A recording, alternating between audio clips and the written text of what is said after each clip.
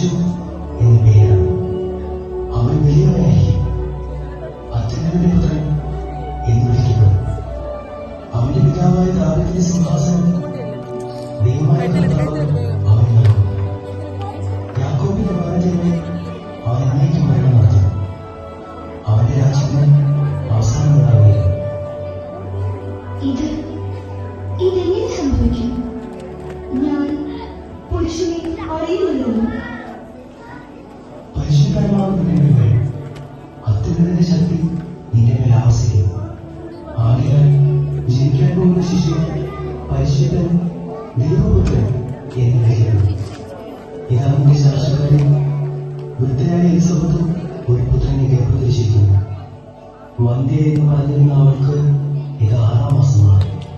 ദൈവത്തിന് ഒന്നും അസാധ്യമല്ല.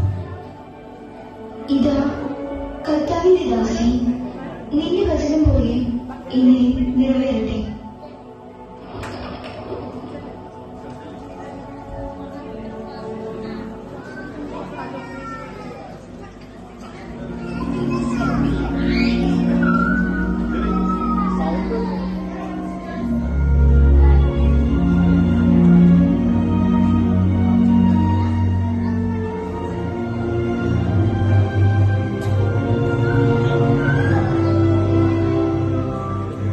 ഈ ഒരു അവസ്ഥയിൽ ഞാൻ അവളെ ഉപേക്ഷിച്ച ഈ സമൂഹം അവളെ കല്ലെറിഞ്ഞുകൊണ്ടു. പക്ഷേ മറ്റൊരു ശിശുവിനെ ഉദരത്തിൽ വഹിച്ചിരിക്കുന്നവളെ സ്വീകരിക്കുന്നത് ഉചിതമല്ല. രഹസ്യമായി ഉപേക്ഷിക്കുന്നതാവും നല്ലത്.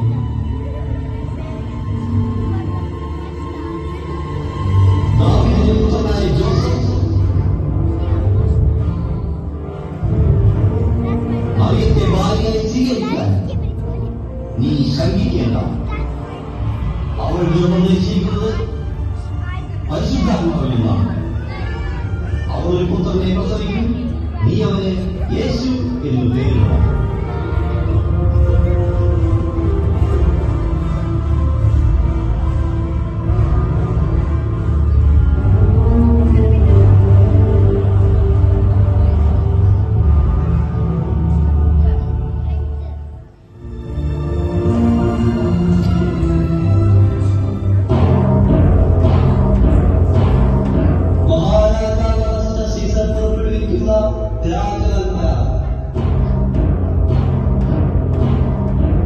എല്ലാത്തിനും അവരുടെ ജന്മദേശത്തേക്ക് പോയി പേരുകൾ തിരിച്ചേർക്കേണ്ടതാണ്.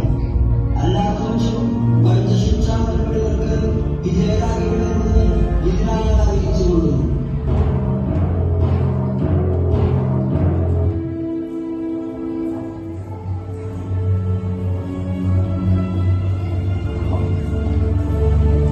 ബത്ലഹേമിലേക്ക് ഇവിടെ നിന്ന് ഒരുപാട് ദൂരമുണ്ട്.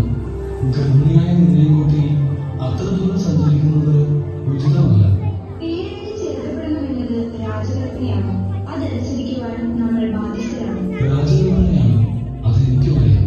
പക്ഷേ ശിശുവിന്റെ കാര്യം അത് നമ്മൾ ശ്രദ്ധിക്കേണ്ടതല്ലേ? ഇത് ദൈവനിശ്ചയമാണ്. ശിശുവിനെ ദൈവം കാത്തുകൊള്ളും. വരുമ്പോൾ നമുക്ക് യാത്ര പോകണം.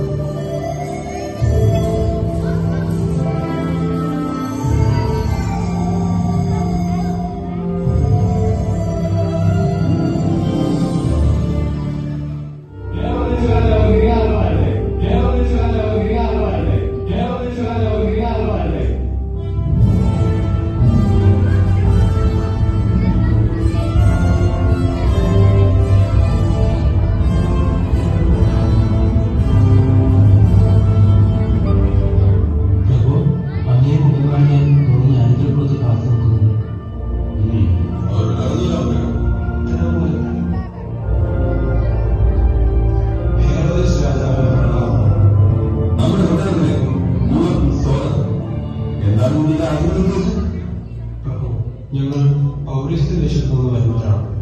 യൂറിയ ദേശത്ത് ഒരു പുതിയ രാജാവ് ജനിച്ചുവെന്നറിഞ്ഞ് അവനെ കാണുവാനും ആരാധിക്കുവാനും വന്നതാണ്.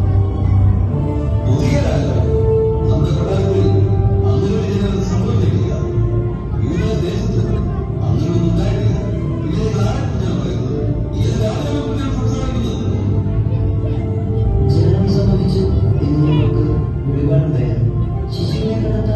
യാത്ര പുറപ്പെട്ട ഞങ്ങൾ വഴികാട്ടിയായി കിഴക്ക് ദിക്കിൽ കുഴിയും വശങ്ങളും